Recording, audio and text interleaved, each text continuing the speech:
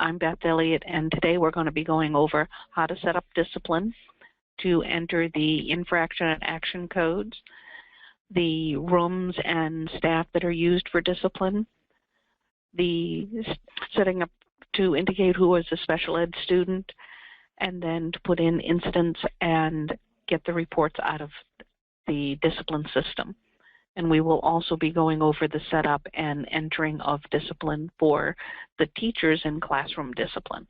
So to start with, I'm going to go in and set up the infraction and action codes. And you do that under discipline on the left, more discipline editing jobs, and we're going to start with the edit infraction codes. The infraction codes are what did the student do to get themselves in trouble. The code itself can be up to 4 characters. Your description is, I believe it's 36 characters. It had been shorter. And for those where it was shorter, you have the ability now to expand the description to make it more readable. There are 4 columns to indicate what is included as this type of code. So we can say whether it involves the drug, alcohol, violence, weapons, or bullying. So any one of those, or one or more, can be checked depending on what you have going on. The last column available on web is whether or not this code is available to the teachers in classroom discipline. So if you'd like the code to be available to the teachers, all you need to do is check it, and the teachers will then have access to that code. So things like maybe not the terror threat or the truancy available to the teachers, but tobacco violation, cutting class, left the building or class without permission, those are things that you can add and give to the teachers. When you're done, and to add a new code, you're just going to use your yellow plus at the top to put in a code. And wants to know the new code. Now, as I said, these don't have to be numbers. They can be letters and so on. So if you like SMOK for smoking, you can use that instead of the letters, instead of the numbers.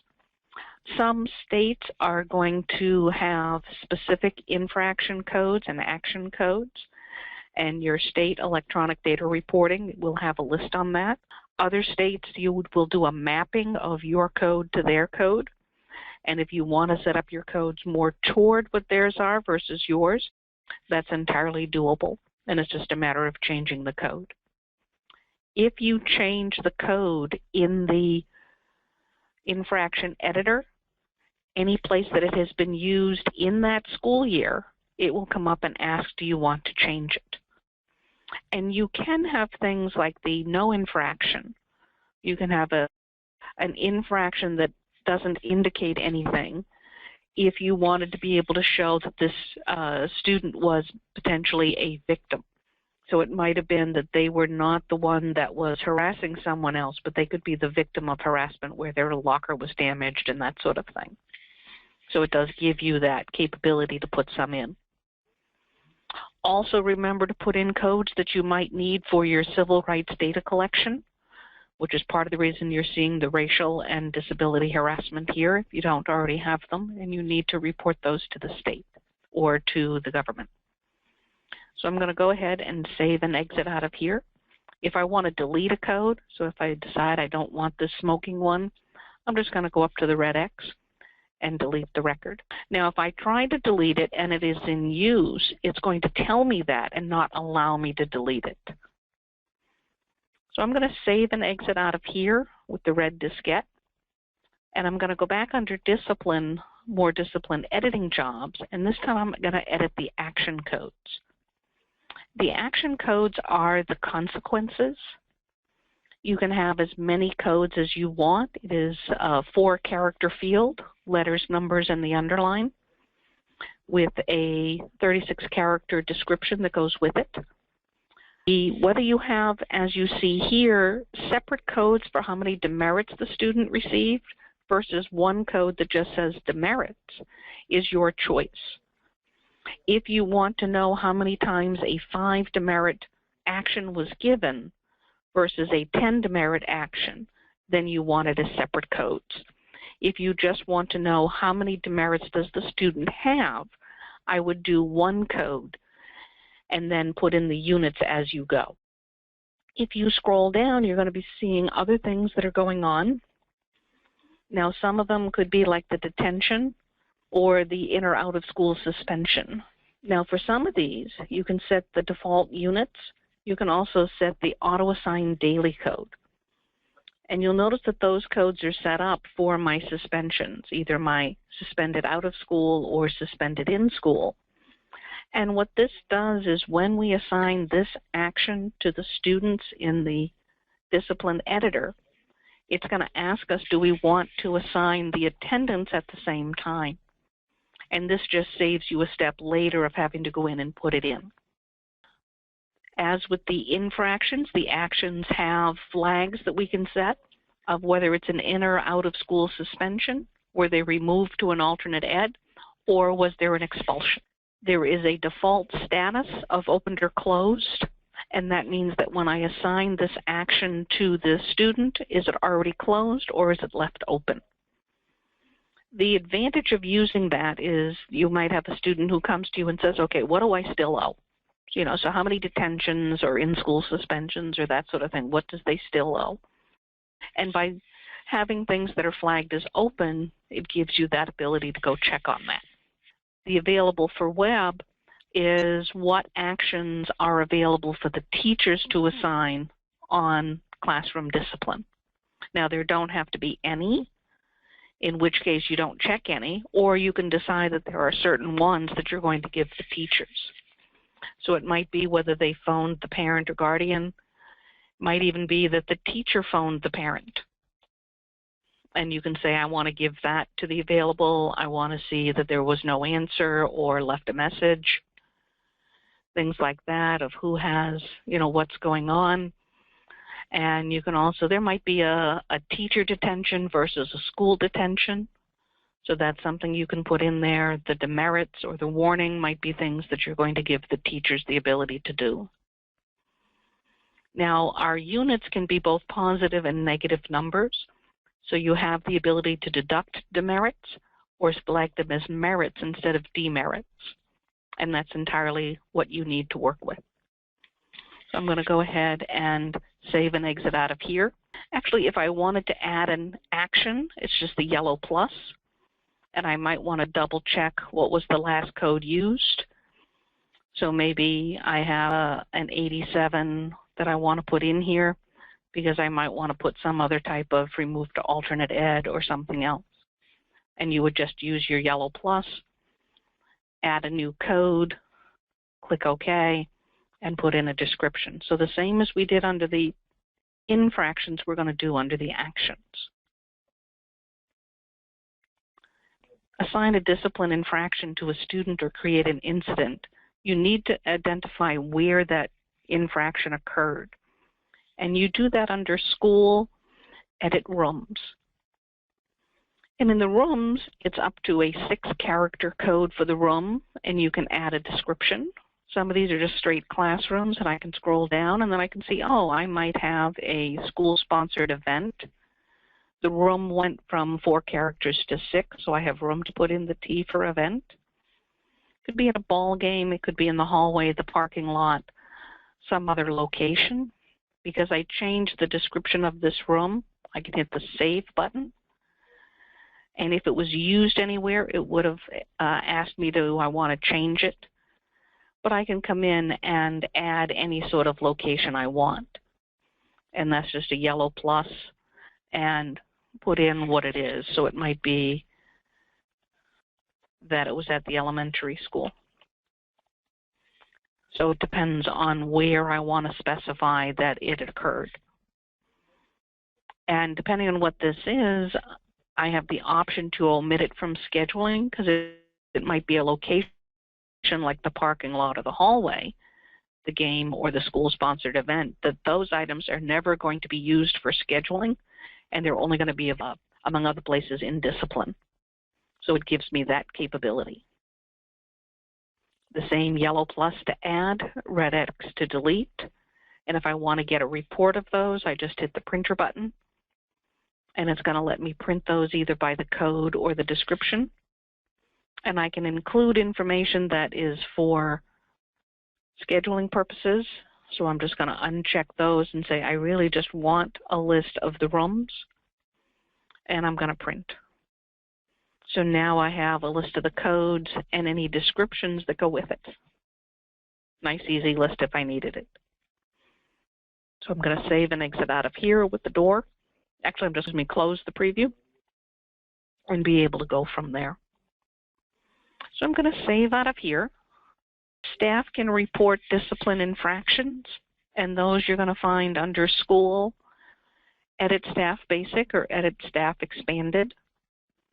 And in here, you could add someone, so you could add a code, which is up to 16 characters. You can add a display name. The code and the display name both have to be unique. The other information does not, but those two do have to be unique.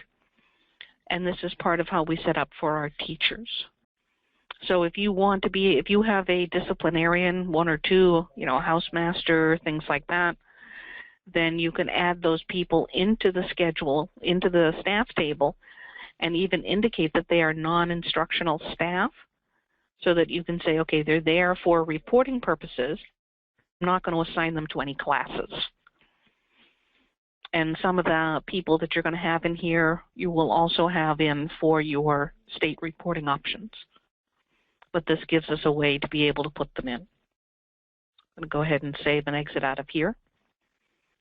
Depending on the system that you're using, if I go into the little bio button, which is the student biographical editor, then there is a way to indicate which students are special ed. If I go to define tabs, I have a tab set up that this user cannot access because they were set up to not have access to the special ed field. But for those that do have access to that, they can flag who is a special ed student and who is not. So if I change the user, I'm currently in a staff. I can go to File, Log Out, Log In, come in as a different user. And when I open the database and go to that particular editor again, that tab is now going to be active. And those tabs are set up specific based on the user. Some of them, like this one, are read-only, so they can look at the information but not change it. Others, as we saw before, the special ed tab was inactive. So it was disabled and that particular user could not go in.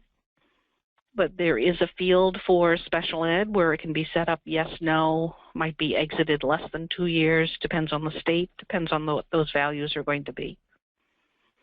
We also have an additional field here for the special ed program. So I have here where they are learning support or hearing impaired, and that's just a user-defined field that has been created. By having these, when I save and exit out of here, there is a setup in the database configuration.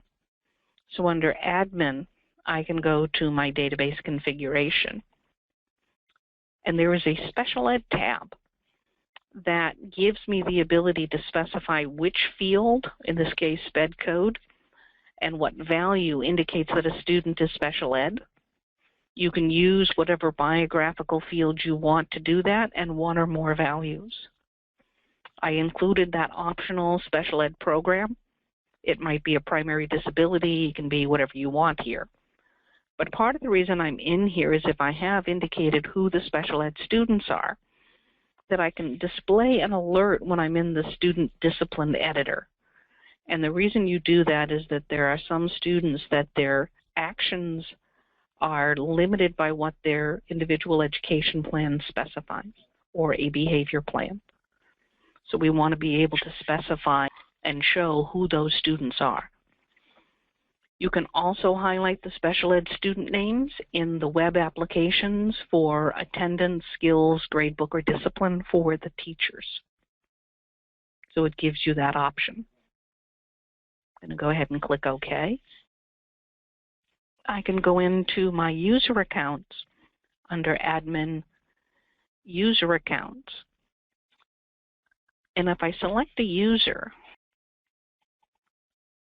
I can come over to the editors and specify whether or not they can view that special ed alert.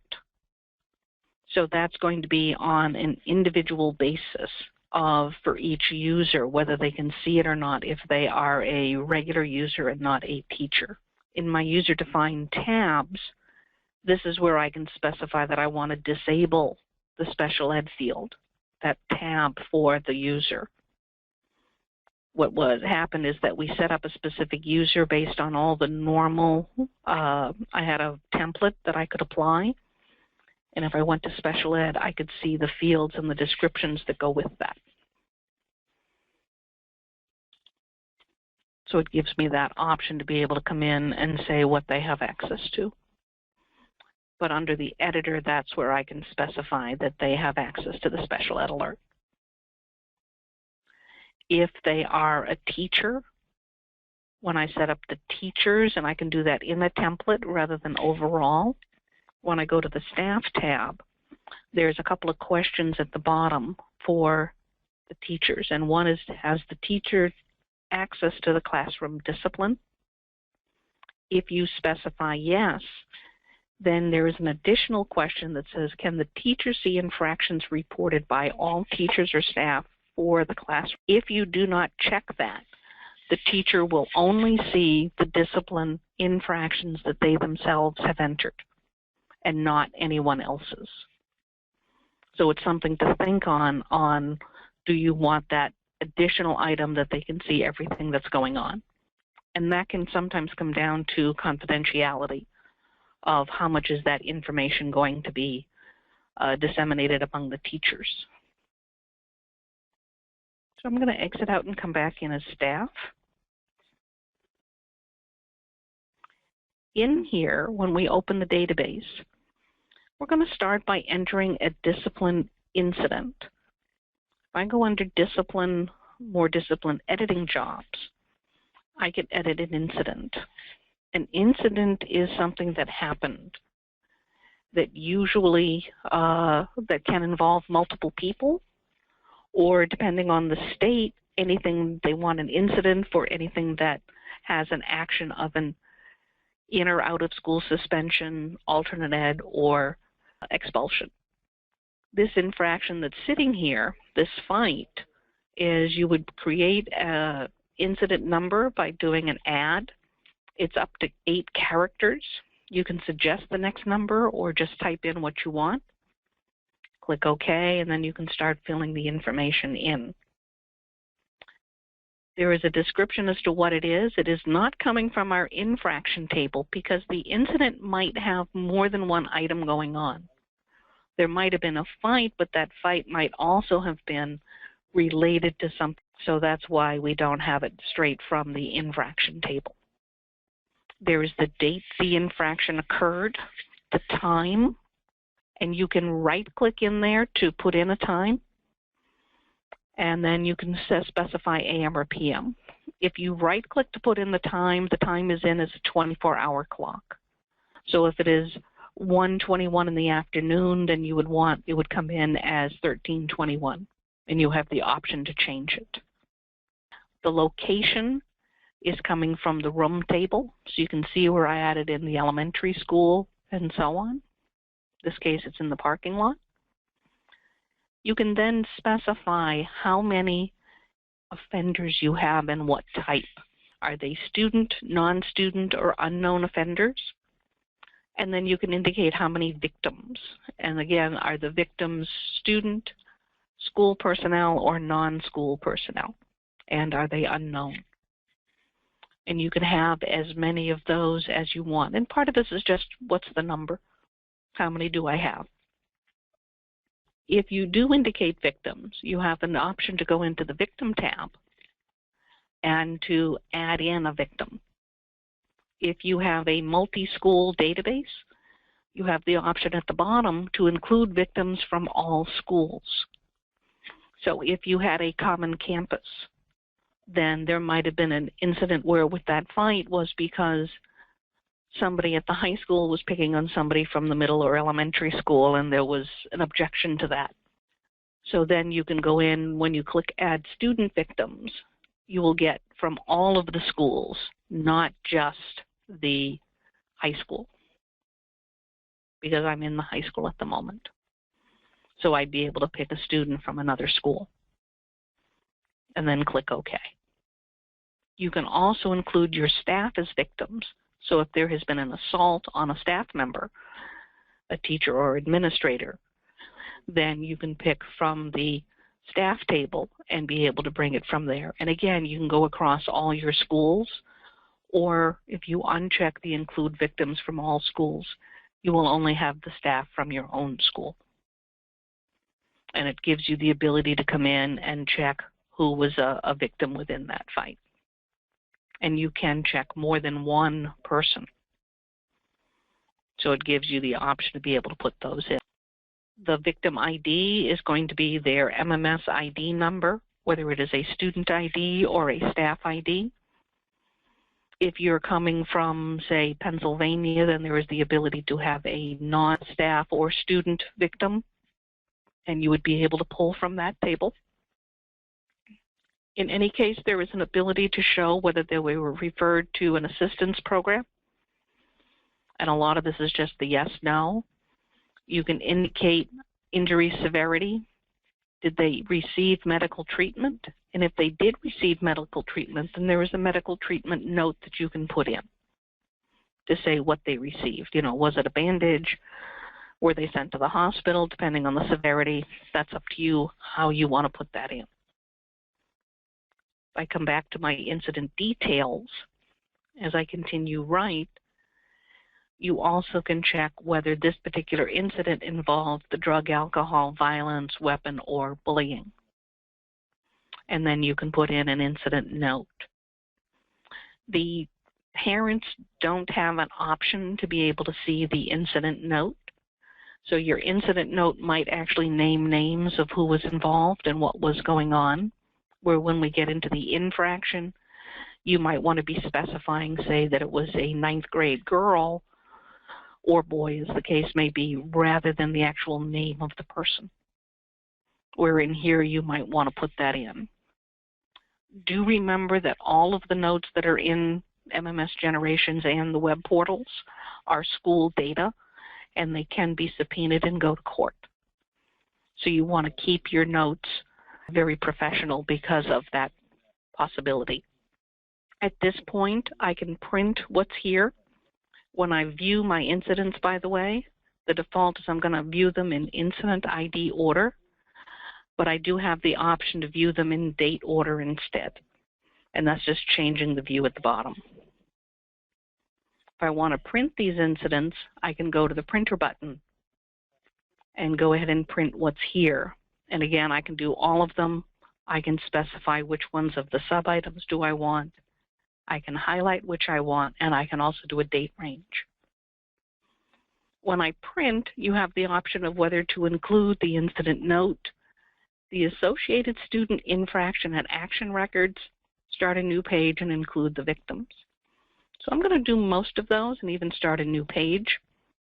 Your output option gives you the option to preview to screen, go straight to the printer, go to a text file, go to a PDF or Excel. And if you're going to a PDF or Excel, you then have the option to change the path of where it's going. But I'm going to leave it preview to screen and click OK and then print. In here, it's going to show you the information of what's going on. So this is a bullying one, and it just gives numbers because we really didn't have anything else associated with it. And when I get into the fight, I can see that I have other numbers. It's letting me know who was the victims, S for student, T for teacher. It gives who were the 3 people, the student offenders who were involved. I can see were they given the same infraction and were they given the same action. There might be reasons why that changes depending on who stepped in to help someone else. But it still gives you the ability to see what's going on. I'm going to go ahead and close out and close out of here. I can go into this little DIS, which is the Student Discipline Editor, or I can go in under Discipline and select the top item, which is the Edit Student Discipline Records. Both of those bring you into this screen. Now in this case, Amy is a special ed student, which is why I have an alert. If I click on that alert, I'll be able to see that what code it was that specified that she was a special ed student and any additional information that I specified. So there's the LS to show me she's a learning support. Close the X in the corner to make it go away. The discipline activity is always going to show it to me in date order so I can see what's going on. As I scroll up, I can see the different items.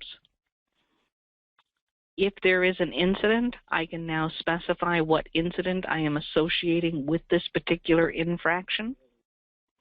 I can see that there was a date that it was fighting. Now, by default, I'm going to see these infractions in code order. If I right-click on the heading, so if I just click here first, I'm going to see that it's in code order, and I might not know all my codes. But what I can do instead is I can right-click on the heading, and I can flip it so it's by description. So now I don't have to know the code, I just have to know the description that I want to work with. The involves is whether it's drug, alcohol for the D, violence for V, W for weapon, or B for bullying. And the system will automatically pick that or show it to you based on the code that you specified. The staff is who reported it. If this was done through the teacher portal, then their teacher name is automatically here. Otherwise, you can add that in from the drop-down. Now again, by default, the list is by the staff code, and your school determines whether that is letters or numbers or a combination. I can right-click on the heading and do it by name, and now I'm going to be going after the display name. So it gives me where I can go either way. As I come across, I can see the location of where that infraction occurred. If I associated the incident with it, then it will automatically fill in the location. I'm going to just right-click a little bit and the time. So it gives me that option. Next up, I have a place where I can indicate the weapon type. And this is part of the valid data selection for the weapon type.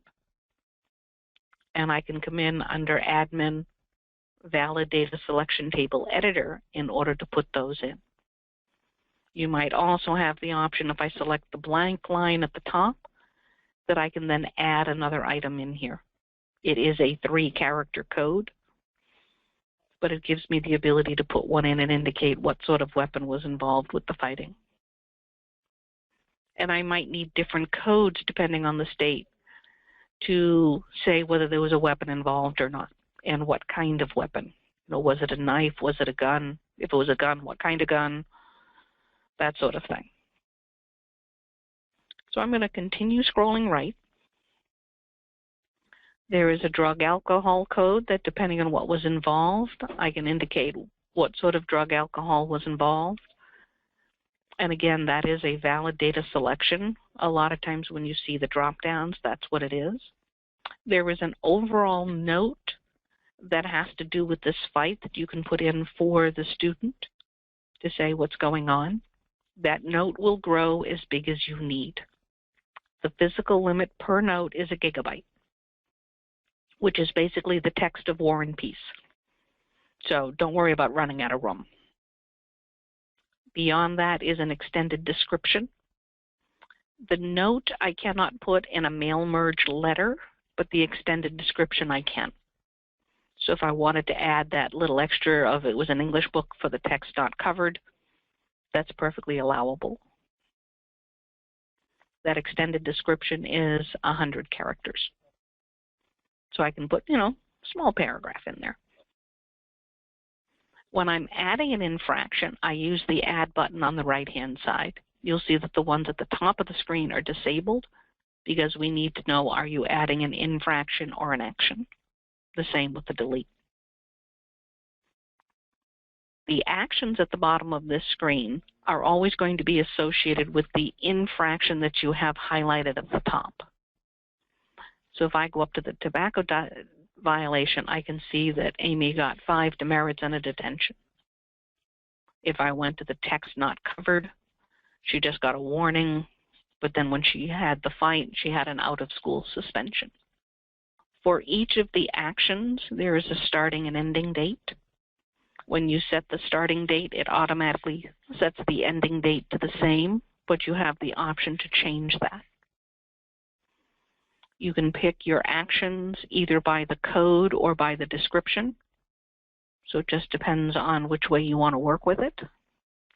Now with here, because I reselected it, it wants to know, do I want to add the daily code of SUO into the table for this particular student? I'm going to say no because I probably already did it, but I have that option. I can again click on the heading to change it by the description to make it easier for me to pick. And then the flag is whether it's out of school, in school suspensions, expulsion, or removed to alternate ed. Because it was an out of school suspension, the status is closed, but it might have been open. Also the fact that it's in the past, so I might have gone in and closed that action. I can set the number of units.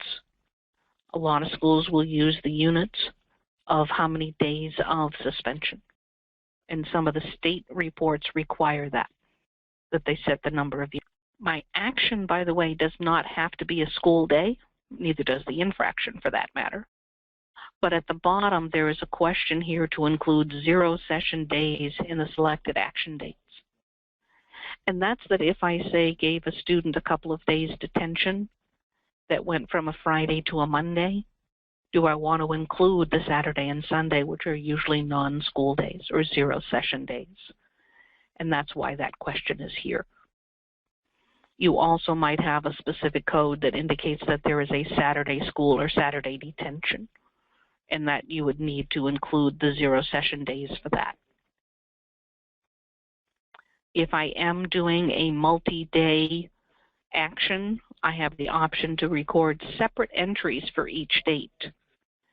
The advantage of that is that I have the ability to close specific dates without closing the entire action. So if I had a 2-day suspension, a Friday to a Monday, or a 2-day detention, I would like both days to be open until each is served individually. So I might want to be able to close the Friday without closing the Monday. So having separate entries gives me that capability. Or if it's one entry, then I might have to hold off till it's the ending date before I close it. As I continue right, there is a place to put in an action note that goes with the particular action that has been assigned to the student. So there might be a note where there was a no-show for detention, or if there was a conference that I might want to put the results of that conference and that sort of thing in there.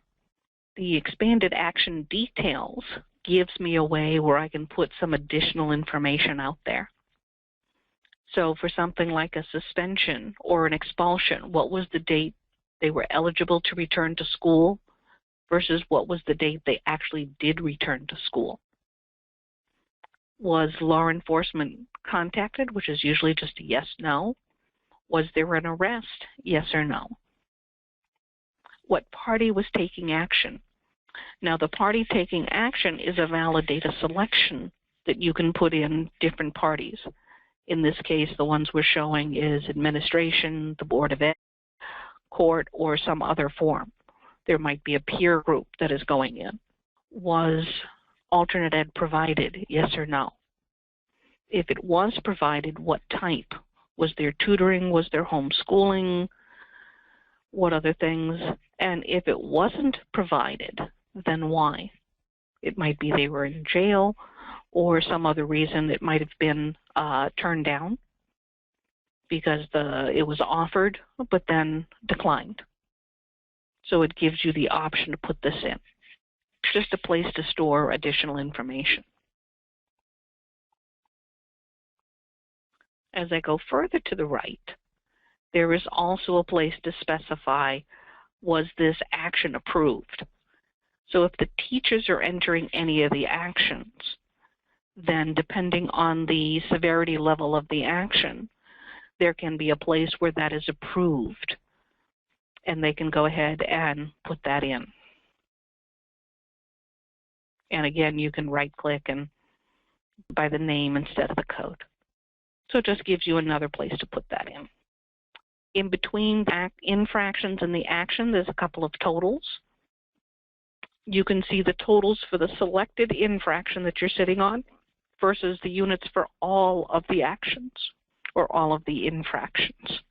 So if I was just doing demerits without indicating the units for the different types of actions, so if I hadn't specified how many out-of-school suspension units, that sort of thing, then that total units could be just my demerits. My discipline statistics give me the ability for the date range that I specified, which is the first day in the calendar to the current date, or for actions I might want to go to the last date in the calendar, because a lot of times my actions are in the future. But for each of the infractions that I have here, it's going to tell me how many times each of those has occurred for this student. If I click once on the occurs, it's going to sort by that in an ascending order. And if I click on it again, it's going to show it in descending order. And this is going to let me see that Amy has been in the office 3 times for tobacco, once for a water gun, talking during announcements, and so on. And as you hover here, it lets you know if you click on the column heading, it'll let you change the order.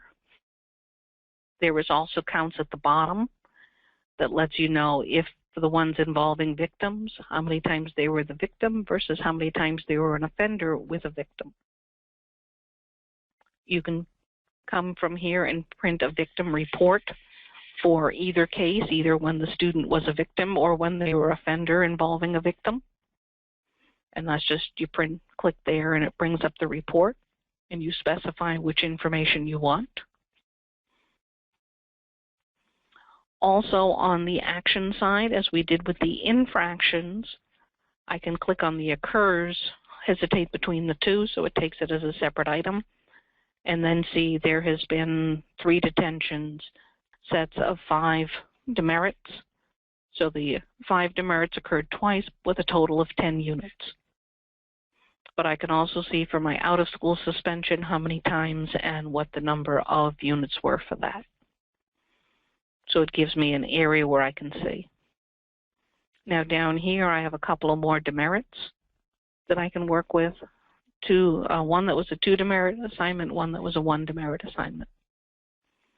Whether you want just one line that says demerits versus the multiple is what sort of statistics you would like to get out of the system. Besides the discipline notes that are specific to the infraction and action, there is also an overall discipline note for the student. This particular note can be related to discipline, but not any specific infraction or action. So this could specify something that's going on in the student's life, or maybe a medical condition. You know, if there's been a recent death or divorce in the family, things like that, or maybe even a recent marriage in the family where they have combined families together. It all depends, and this is just sort of an overall what's going on. The view history gives you the ability to see the overall history for the date range of what's going on with the student. So you'll be able to see the infraction, and then indented are the actions that go with it. If there is a note, it'll just say yes under the note, and the 2 notes here is one is for the infraction and one is for the action. So you can see what's going on. So it's just a quick way to what's what for the student. If you have set up to do a mail merge for discipline, you can actually come over here and print that mail merge for the student. It'll let you know which settings have been set up, so you can see the name of your infraction or the mail merge table, what master document you're going to work with, and if there was a form. So if I go back to the discipline activity and I add in an infraction for today, It might be that the student was involved with some soda or snack violation. So they had food where they didn't need it. I can indicate just by tabbing over which teacher. I can use a space bar to drop the list and then come in and say who reported it, say what room it was in, the time it occurred. So it might have been at 9:23 in the morning. There wasn't any weapons. I don't have to put any sort of note with that. I can come down and add the actions of what went with it. And because this is not the first time they've been having stuff go on, I might decide that there is a detention. So I can just do a DET to get to my detention and specify what's going on. And I can use my stack of folders here to go select someone else who might have also had something going on. And I don't have to type the complete name. I can just put in part of it. And whatever I type in is going to show up at the top so I can see what's going on, or I can come up and down with arrows and then select a student. Now, Joe here hasn't had anything else going on up till now, but he's up to something where he was back talking. And I can, again, because I've tabbed over, when I tab out of that, it lets me come in, see what's going on here. And it was in there. It was 10:10 this morning. And I can work from there. And then I can come down, add the action. They also got detention, and I can see other information that I want to put in there. And it might have been a really severe case of back talk, so maybe I want to put both 2 days and go up to Monday and give them a couple of days of detention. So it allows me to put that in. And I can just save and exit when I get out. Now at this point, if I was doing the mail merge, it knows the student I'm sitting on. This is one of the few occasions where my output option by default is straight to the printer, because the intent here is to help cut down on how long it takes me to get something occurred, get something out. So I could then just go ahead and preview, and it would give me the ability to see the current date, who it went to for the parents, letting them know there was a back talk with detention, and I can add other information. Now that action taken could also include the dates of the starting and ending date that goes with that action. But I might want to change my letter in order to do that. But it does give me the ability to put that out. This can be set up so that there is a signature line. So if I had the situation where I might have 3 housemasters that each handle their own area of discipline, this would give me the ability to put in the name and a description so that when I print the letter, I only have to have one letter to be able to do that. And then there's an optional note that can also go in there, so maybe with a little bit more detail for what was going on. You can flag any student whose letter is printed so that they can do that. And if you do that, then they want a tracking number. So I might want to know how many times have I sent a letter to the parent saying that their student has been in trouble. Gives that option if you want. But that's basically your student discipline editor. Now, if I'm a teacher, I'm going to go ahead and bring up the teacher area of this.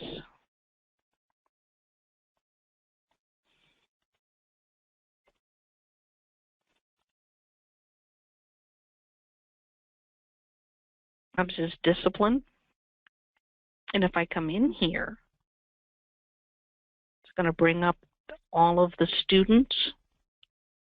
The default is to show all students, in which case I can scroll up and down and see the entire student body. Or I can opt to show students from the class selected in the toolbar above. So it might depend on, did the infraction occur in my class versus it occurred somewhere else. And it might be that for Alicia Glunk here, that I can highlight the student and she doesn't have any infractions at this time. But I can come down to the bottom and add one in saying what was going on. So I'm going to come in and her text wasn't covered in geometry. So I can go ahead and add that infraction in to this student. Now, if I want to see her profile, if I needed to contact the parents or anything, I could click on that. And I would now be able to see what Alicia looks like, her parents. If there was an email address, it would be under the contact name. And I might also have phone numbers and such to work with.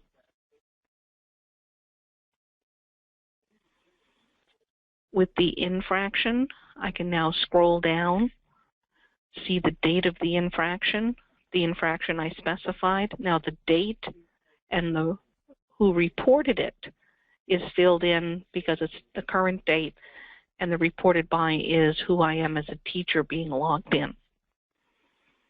I can come in and specify the room that it occurred in, and I can set up the time that it occurred. Now, if I want to, I can click the little clock, and that will fill the time in for me. And if I want, I can indicate what book wasn't covered. And I can go ahead and save this.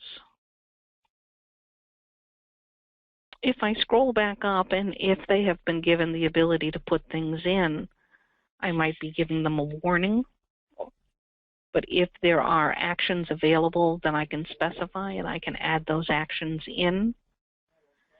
And you can set up a starting and ending date, what the action is, the units if need be, and set open or closed and put in a note. And on both notes, you have the ability to spell check. You can save that. And there's also down here the ability to print a slip that lets them do an infraction slip. So what that's going to show me is what was the infraction and what were the actions that went with it, if there were any associated.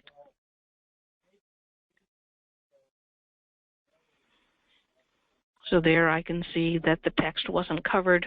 There was a warning and what the dates are.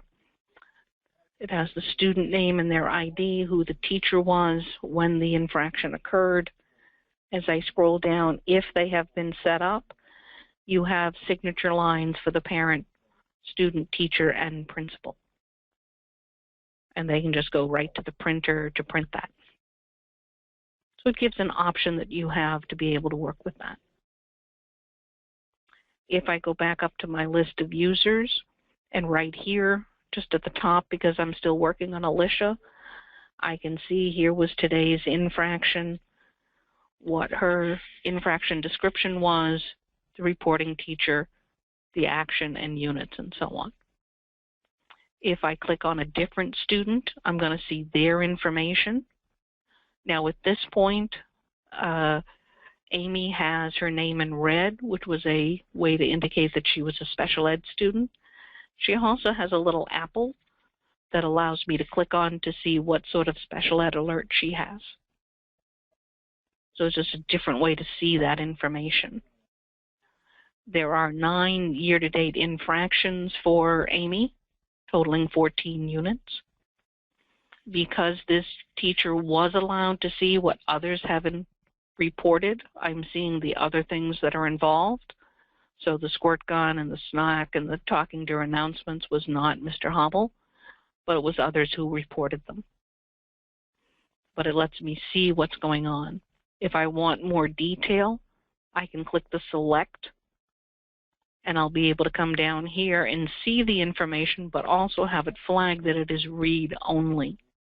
And that is because this was not the teacher who reported it. If I click an infraction that this teacher did report, then they have the option to potentially add in more actions or put in the notes, because because it's that teacher, they can modify what's there. So you do have that capability. There's one other thing before I log out as the teacher, and that's under attendance under the view. If you have saved a setting for the student discipline report, you can actually have it where the teacher can print all of the history for each student. And then you just click view and they would be able to see an entire history for that student. The shade is for each infraction, whether there is one action or multiples. It lets them see what's going on with it. I'm going to go ahead and log out of this teacher and come in as the administrator or as an administrator.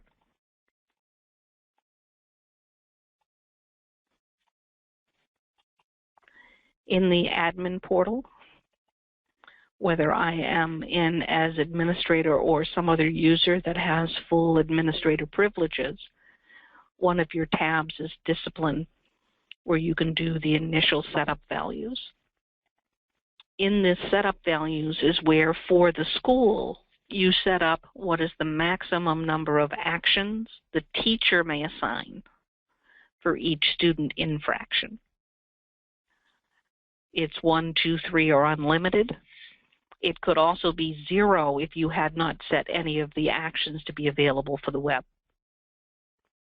This is where you specify which signature lines you want on your report and how far back the teachers may delete infractions that they have reported. And it's only the infractions that they have put in. So is it the current date, today and the day before, or any date?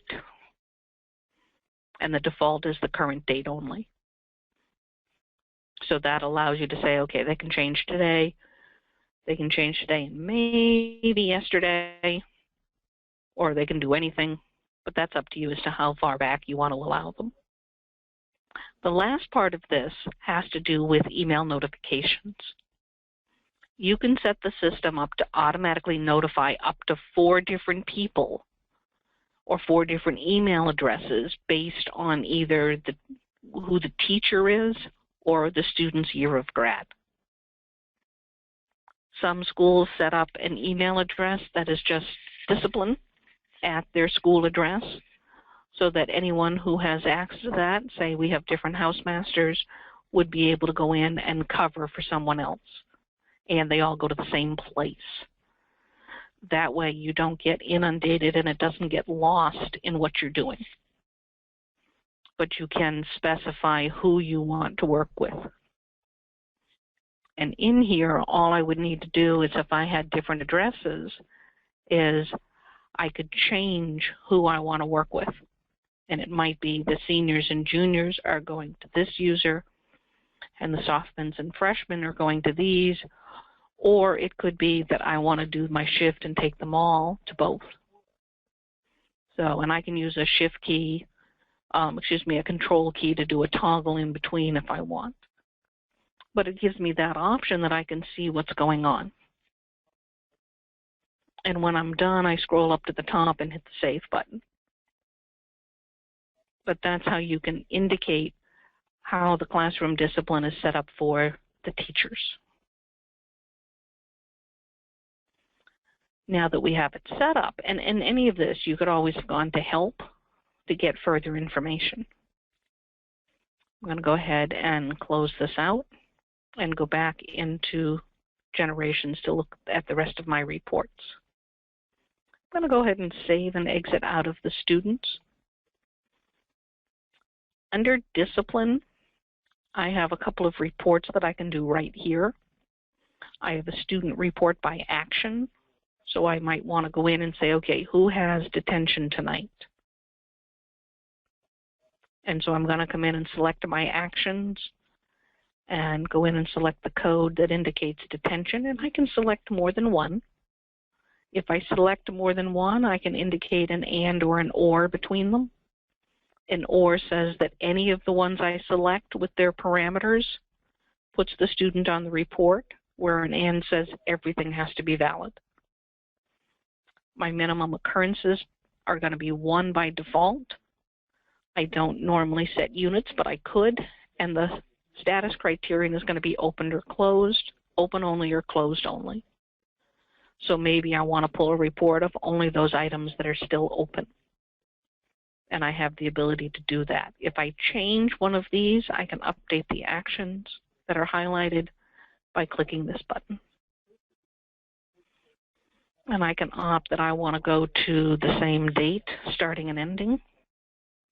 Now I can either click here and type my date in, or I can click on the little 2-day calendar and go forward and back, so I'm able to select the date that I'm working with. If I just go ahead and hit print, I'm going to be able to see a list of what's going on for each piece of information. So here are the two actions that are associated with 2 students that have detention tonight. So it gives me that option. Now you can also include the action details if you so choose, and you can put in here the action and the date. So instead of having, say, 3 lines per student, we're now going to have one heading and which students have it. This is nice because I don't need to know why they're in here. I just need to know who is in here. So it makes it nice.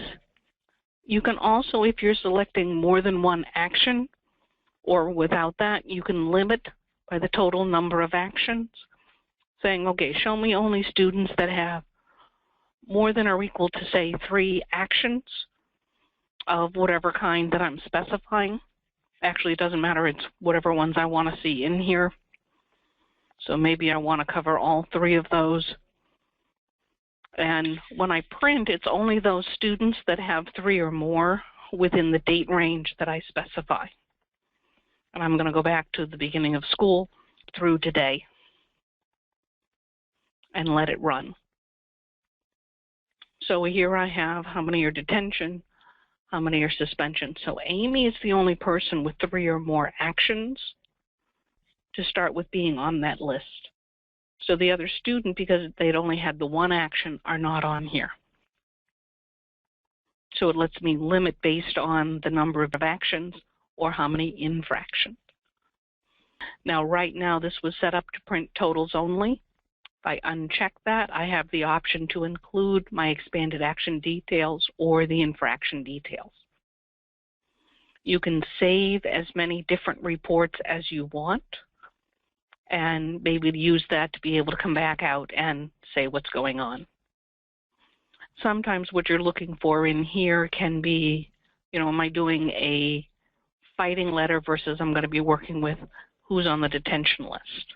You can limit based on the type of actions that are represented, and it gives you the option how much of that you want to see.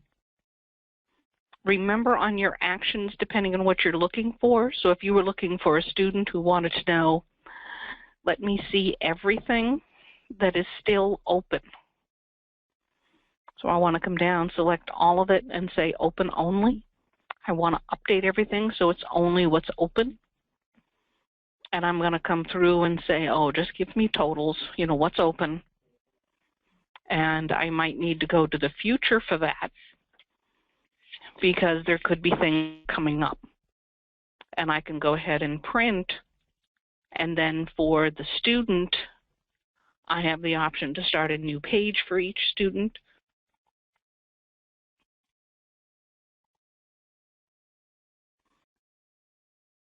To take it off 3 or more actions. So it means open detention. There's Bradford's open detention, Brandon, and so on. So it lets me see what's going on of the things that are still open. And if I didn't do that, if I just gave totals only, I'm not going to start a new page this time. I can go back and print, and then for each student, it would show me what is still open and what dates do they occur on. So it lets me see what's coming up. Now I can come in under discipline. If I was just looking at my actions, I can come on under operations, and I want to close my opened actions. So if I was looking for today and my detention list,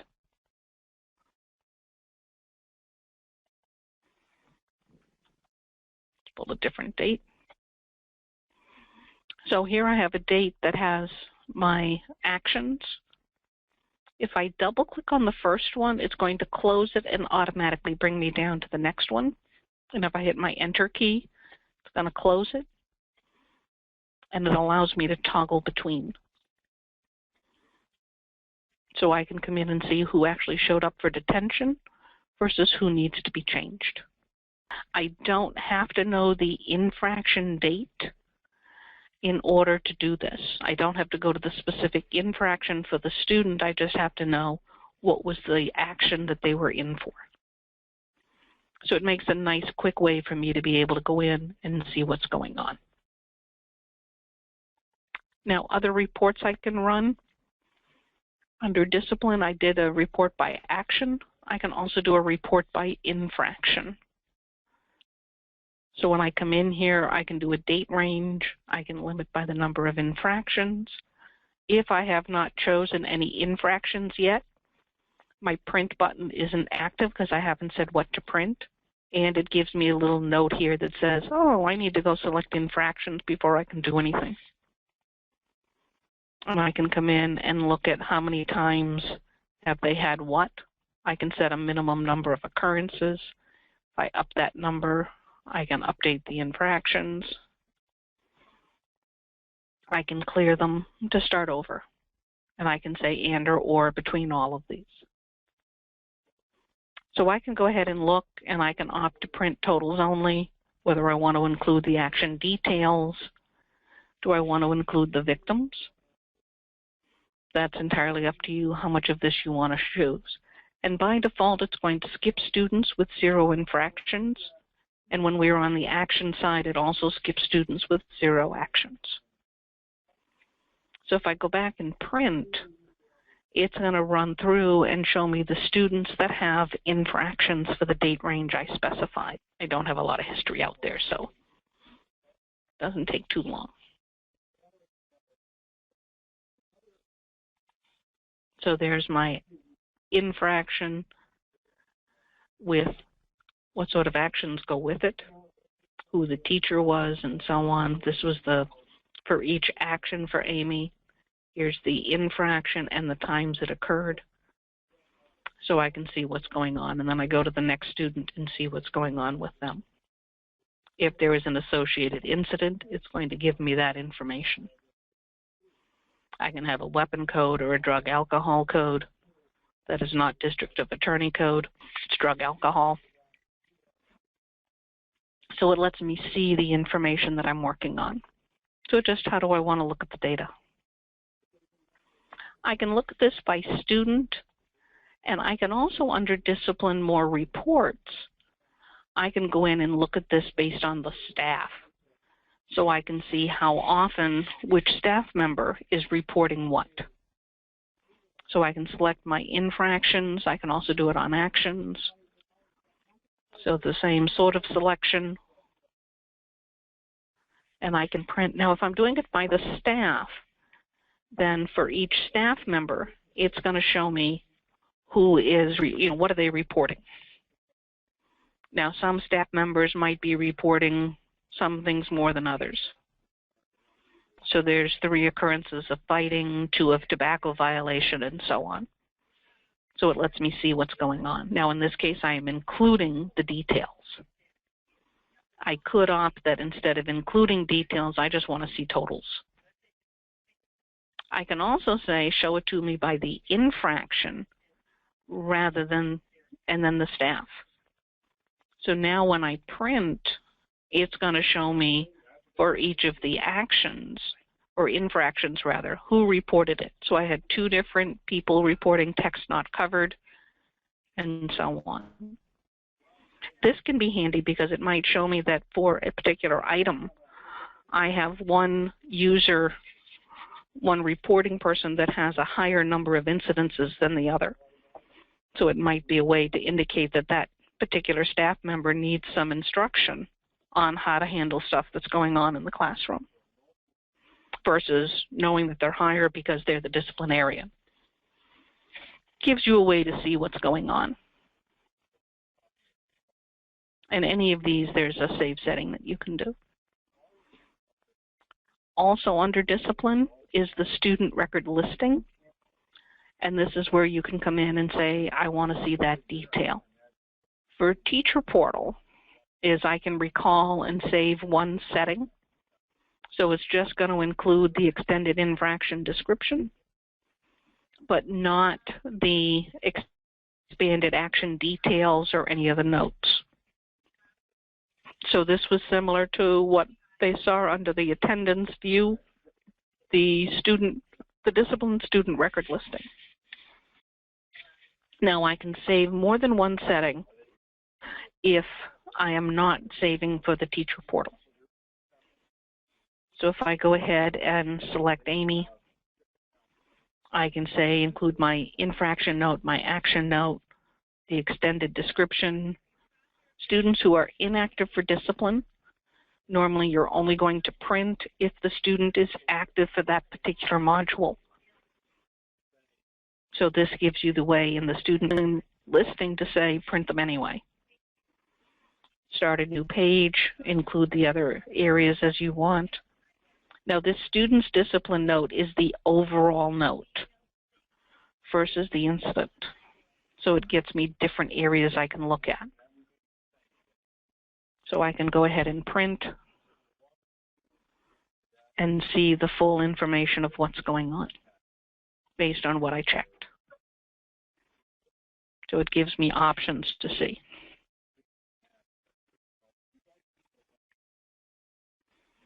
If I have that overall discipline note, I can come in under Discipline, More Reports, and print the Student Discipline Notes report. This is set up to include students with no notes, in which case I get everyone, about an inch per student on the page. Or if I say no to print students with no notes, I'm only going to get those that have an overall note. That was that separate tab in the editor that I can work with. And if I do this, as I said, it's about an inch per student, so I have a place where I can scribble in and see what's going on. The order of the students in this report is entirely based on the order in the filter. Other reports I can run for the students under Discipline, More Discipline Reports, is a historical summary. What the historical summary does is it gives me the ability, without changing school year, to go back as many years as I want. In this case, I have 4 years of information, so it allows me to go back that far. I can include yearly totals, grand totals, or just print the totals.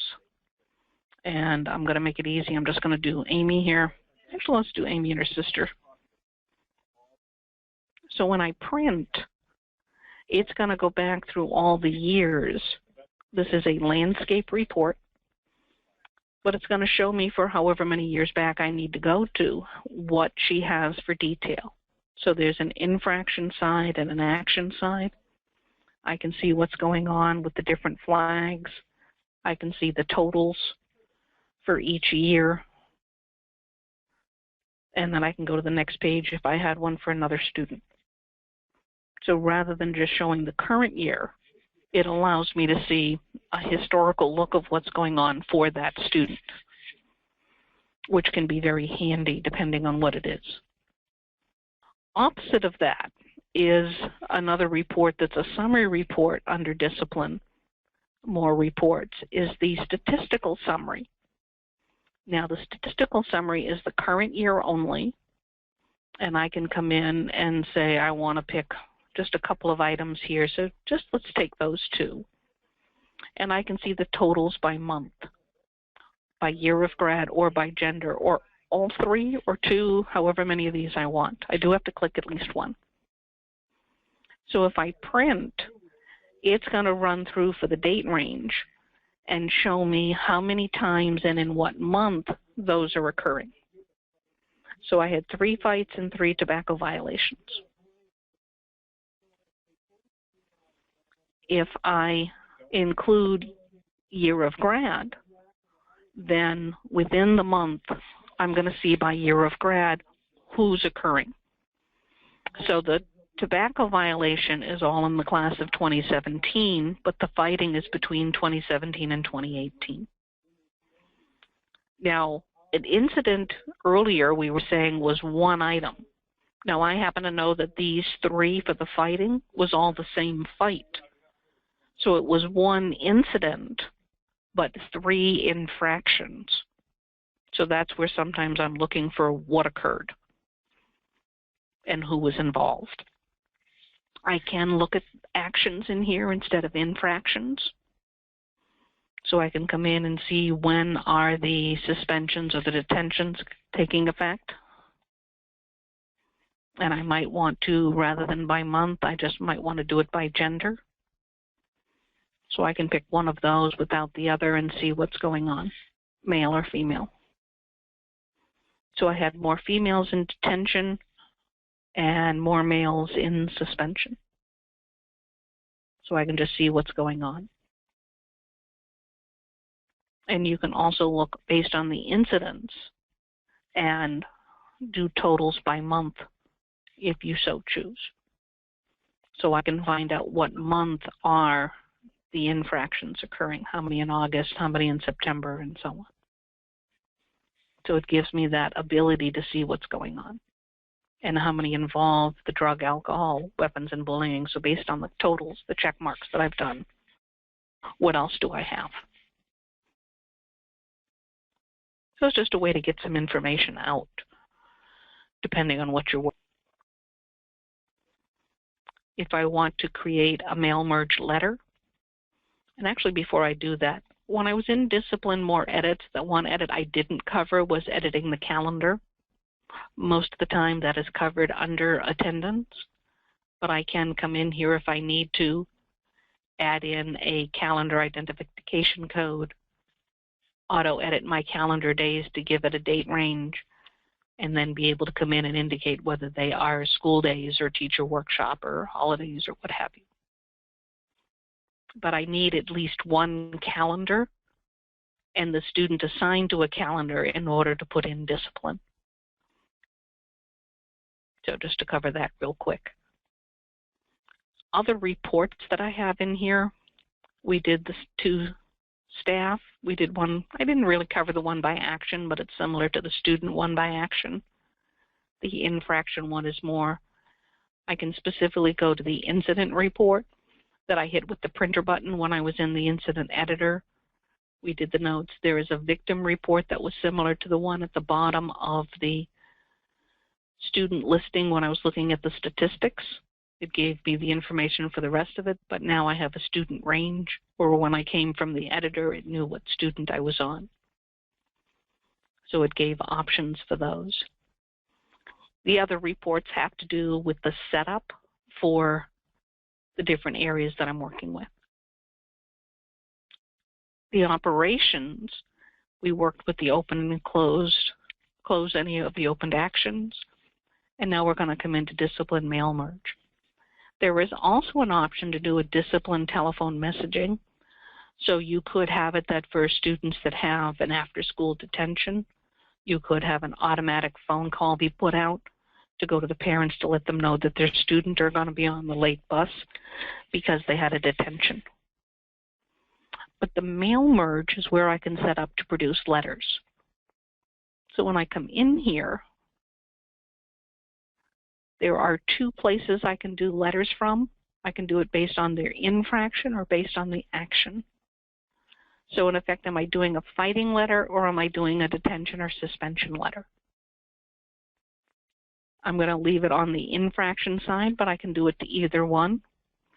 I can set up one of these once I have all of my tabs set up. I can set up a default for the editor, recall those settings so it knows what fields to use and what master document and report form. And that's how it sets up for what I'm going to do when I do the information for the student editor. But in the meantime, when I'm creating this, you can pick what fields you want, whether it's year of grad, grade level, contact address information, whatever information you need for your letter, and that can include the student name. So last name, first name, that sort of information so that it is in the letter. So it gives you that option. If I'm doing either the infraction or action letter, I can specify the maximum number of infractions I'm going to include in the letter and how many actions per infraction.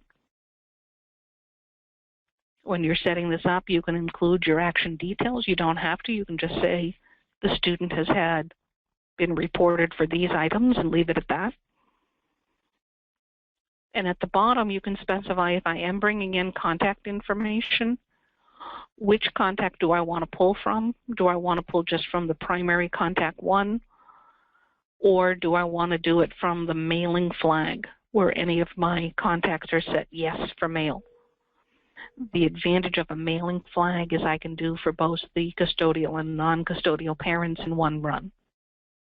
So that gives me that capability. I'm going to leave it on the parent at this point, just the one contact. And I'm going to go ahead and go into build the table. When I go to build the table, that brings me into the report by infraction. If I have any settings, I can recall them. So there can be a set that is specific for the editor. And I can come in and here it said select everything.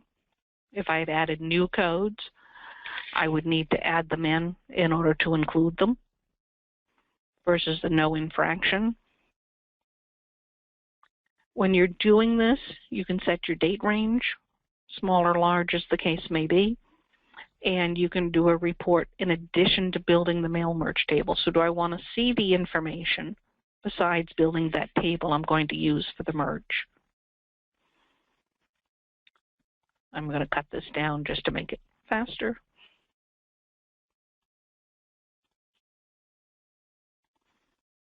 So I'm going to let it build, show me who's out there. It created the file, and now it's going to show me the report of those students on that report. So it lets me see what's going on. Amy's had a lot of things she's been up to. So it gives me the option. When I exit, it brings me back into the mail merge, and I can go into the master document. Before I do that, there's the area here where I talked earlier about the house master and so on. This is where I would be able to fill that information in. So when I go into the master document, there are two letters that are set up by default that I can load as defaults that lets me see the information that's here. This C month line gives me the ability to bring in today's date and put it in a prettier format. So instead of seeing 10/25/2015, I'm going to see October, so it says bring me the calendar month or the character month of the current date, give me the day from the middle of that date, and give me a 4-digit year. Below that, I have the ability to bring in the contact name and address. And then I have a dear Mr. and Mrs. Jones. This is to inform you of the student name. And there's things like the IIF is an immediate if statement that I can put in. The exclamation empty says if it's not empty. So if middle name is not empty, I want a space and I want one character from the left side of the middle name, and that's what the left justified does. The right justified would take it from the right side of the field, and the remove leading and trailing spaces is where you see the altrim come in. So just ways to modify my letter. If I go into the question mark, I'm going to bring up help for the mail merge, and it even knows I'm on the master document.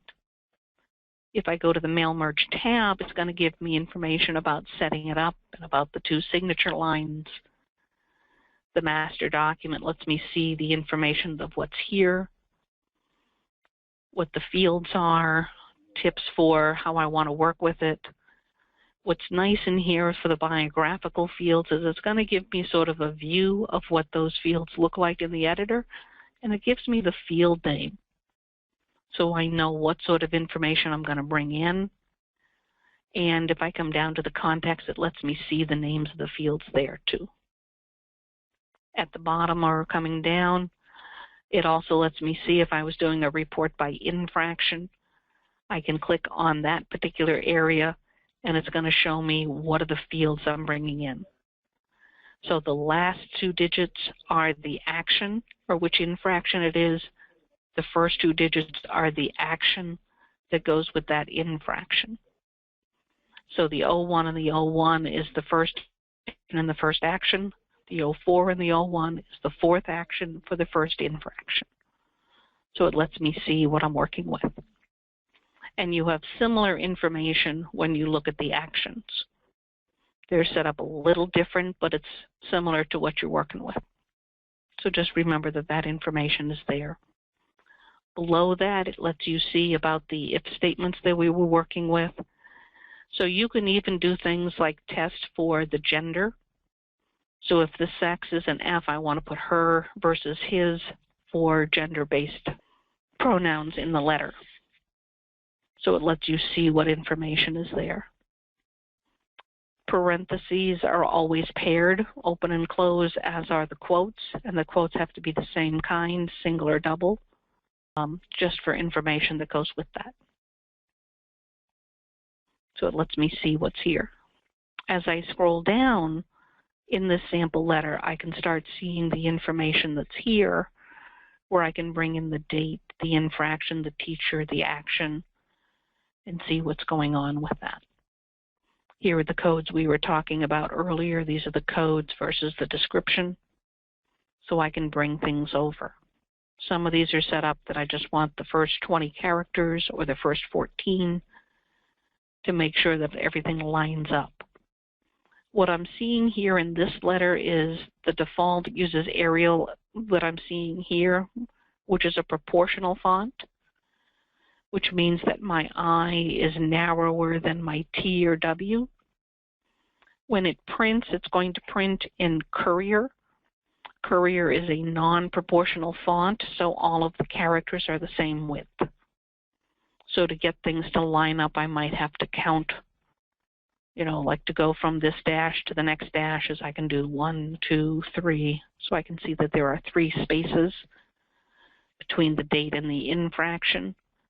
So if I come down here, I can do 1, 2, 3 and see that I have 3 spaces between the date and the description. So I can modify this letter however I want. Right now, this is set up to include a hard-coded person with their title. If I was bringing in the signature line, then I could bring in my 2 signature lines, 1 and 2, and put those in there instead. So when I built the merge table, I would be able to take whatever is here. My master report form is how I want the letter to look. So I could change the font and maybe put letterhead and that sort of thing in there. When I come over to merge print the letters, this gives me, based on who was in my mail merge table, it allows me to build for all of those students. You can flag any student whose letter is printed, and you can set up a tracking number for that. So it depends on whether I'm doing if I'm just doing different infraction letters, I can have one code. I can have a different one for say a fighting letter if I wanted to do something a little different than a generic letter. You can clear your previously tracked letters. You can print them. You can put in the date that you're sending it out. You can limit the letters to those not yet printed. That applies more, say, if I'm in attendance and I'm doing a 3 absent letter or a 5 absent letter. I might want to track which ones those are, and I don't want to send another one if I've already sent one. So that's where the limit comes in. If I was limiting, I can come over to the merge print labels and say, I want to go with just the contact name. Let me go ahead and print whoever has labels for the letters I'm going to work with. And I can do that before I print my letters. So if I go ahead and print, I'm going to be able to see the letter that I have set up. It takes a little bit to bring it up. but there is today's date in a pretty format, the contact address, name and address, the contact name. This lets me know it's for Amy Aviadici. She has different items, so I can see the date that it occurred, the infraction with an indication of whether it was drug, alcohol, or violence, weapons, and so on, who reported it, and then the actions taken by, what the action was that goes with that. So it lets me set those up. And you can have multiple letters. You're not limited to just. Now, to set up some of the valid data selection that we had for things like what type of weapon it was, or the drug, alcohol, I'm going to go in under Admin and go to the Valid Data Selection Table Editor. In here, you can pick the table you're going to work with, and most of your student tables start with an S. So if I was looking for the infraction table, I can then see the kinds of drug, alcohol that are used or what kinds of weapons are used. If I was doing on the action side, I would be able to see the reason alternate ed was not provided versus the type of alternate ed that was provided. And I could, if I want, highlight this and say, oh, tutoring. Go to this one and say it is home schools and specify what I want to work with. The same can involve for the party taking action. Now, in all of these, you can specify whether you want to allow values to be added for this field from the editor. If you're going to say yes for this, then you need to make sure you have a blank record. So it just gives you the ability to say what's going on. It's just another way to put information out there. So what sort of questions do you have at this point? So the question I have is, how do I know which incidents need a code and which ones are reported to the state? A lot of time to find that information out, if you go to the word help, table of contents. Doesn't want me in the other thing when I do that. I can come in under the contents, and I might go into the state modules, go to my specific modules, and there's usually an area for the implementation where it'll give you some information on what sort of information, like implementing the school safety templates in Pennsylvania, and it's going to give you some information of what you need to do to fill that information in. A lot of times with the states, whether it's Pennsylvania, Massachusetts, Connecticut, take your pick for the different areas. There will be implementation for each of those areas, and then you can come in and see, I'm looking at my safe schools, so there will be other guidelines depending on the state that you're on. But they'll give you what you need. But I would say most of the time your incidents are going to be the ones that include drug out-of-school suspensions, in-school suspensions, expulsions, definitely those three, removal for alternate ed, and also potentially detention and other things. You might also want to create the incidents if it involves more than one person. So something like that fight where I had 3 different people involved for the students. I want to be able to say there was one incident, but 3 students were involved. So it's the state that's going to dictate some of whether you need an incident or not. So it just depends on, what you need to look at. Also remember, I'm going to bring up our editor or our website. So if I go into www.cri-mms.com, even without logging into the account for support, I can look at the video learning library for the tech sites, and I can come in for the knowledge base articles where I can say I'm looking for something for discipline. I can just type in discipline and hit search. It's going to give me different information I need from my editors. So how to use discipline mail merge in the editor. I can put in for potentially for different states what's involved. administrative checklist for a new year, then I need to go in and set that up. If I look at one of these items, then you also will get related articles on the side that potentially also have the same keywords that it gives you the ability to go in and look.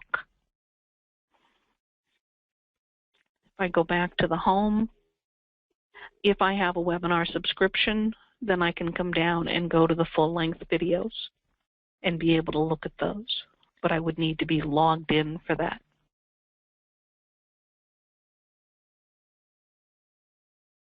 At that point, go to the full-length recorded webinars and be able to see which ones are out here. There are some that are related to the portals. There are some that are related to the specific states. And if you go forward and back through the different areas, you'll be able to see that. And as you continue down, there'll be ones that are related to just general MMS. And what's nice with the portals or with the webinars is you can, as with this, is you can go through it, run it back, run it forward again, fast forward it, gives you an idea of what's going on. If you go in to the, if I go to my downloads and updates, I can go and select the most current state that I'm working with. And at the bottom of this download area, even if we host you, you can view and download the manual, and that'll give you the most recent changes for what you're working with. So depending on the state, you can just go ahead and go there and grab the manual, and that's going to help for some of what you're looking for. You can always go to the state website and get their most recent information. For the portals, you can go in and see the most recent information there. You can see the release notes. And if you scroll down for the portals, you can go to the documentation, and there is a specific manual in that zip file that is strictly for the teachers versus one for the admin or staff. So that's going to give you the ability to go in and see what's going on for it, which makes it really handy to be able to hand out to different people. So remember, the documentation is here along with everything else. And if I go back to home and I go down to my webinar sign up, I can see which webinars are coming up. Now it looks at a current week. I can look at a month, or I can look at the agenda, which is going to give me just a straight list of everything coming up after that. All of these are different areas where you can go in and get help for what you're doing. We thank you for participating in this webinar and hope to see you at another one.